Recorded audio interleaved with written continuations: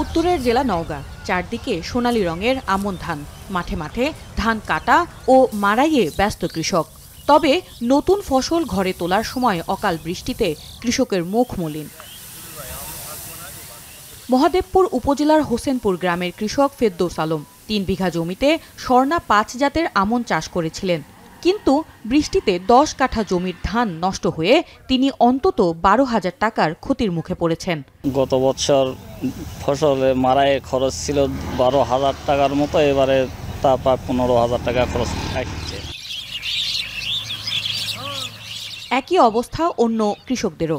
জানান, ধানে পোকার আক্রমণ ও অসময়ে বৃষ্টিতে ফসলের অনেক ক্ষতি হয়েছে। এতে বিঘাতে ফলন কমেছে ৪ থেকে ৫ মণ। আবার উৎপাদন খরচ বাড়ায় বিঘা প্রতি গুনতে হচ্ছে অতিরিক্ত অন্তত ২ থেকে ৩,০০০ টাকা।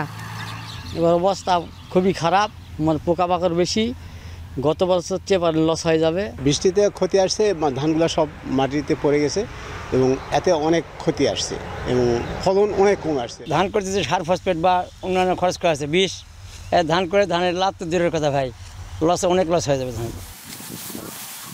এদিকে হাটবাজারে মৌসুমি ধান প্রকারভেদে ১১০০ থেকে ১২০০ টাকায় বিক্রি হলেও কৃষকদের দাবি ১৪০০ টাকার নিচে ধান বিক্রি করলে গুনতে হবে লোকসান।